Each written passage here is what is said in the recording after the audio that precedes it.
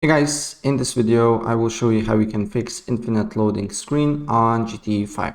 So without further ado, let's get started. First of all, depending of course on what platform you play GTA 5, for me is Steam. What you need to do here, you need to go to library, then you need to right click on the game, properties, and then you need to press verify integrity of the game files. Super easy, and I believe in Epic Games is super similar too. So if we have some corrupted files, it will be fixed and it will take you a couple of minutes to do so. So go ahead and do. And after that, if the problem persists, another thing that you can do here is you need to press your browse, and then you will be on the game folder where you need to find GTA5, right click on it, go to properties. You need to go to properties here, then compatibility. Make sure to run this program in compatibility mode 4, Windows 7, and then run this program as administrator and disable full screen optimizations. And after that, apply the changes, and if the problem persists, make sure that your operating system and your GPU drivers is fully updated. To check it, you just need to on search right check for updates, and here you need to press check for updates again, and if there is an update for you that you need to download and install, please do so. And after that, restart the computer, and then you need to look if the problem persists or not. Same thing with your GPU drivers.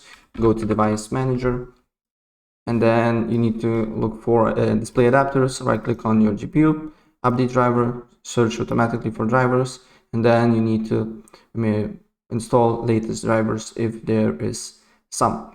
And after that, of course, you start the computer, and you need to look if the problem persists or not. And if the problem persists, then you need to just run the game, even you on infinite loading screen. And then you need to go to task manager, and let's say this task is, for example, your GTA 5. So you need to right click on your GTA 5, go to details, then you will see your GTA5.exe file, then right click again, then go to set priority and make it to high, right? And it should fix your problem. And if it's not, then you need to go to Windows Defender Firewall, and here you need to press allow an upper feature through Windows Defender Firewall, and then you need to look for press change settings, look for GTA 5, and then untick these boxes here and apply the changes, right? So that's pretty much it, and if I help you out, please press like button and subscribe for more. Take care, bye.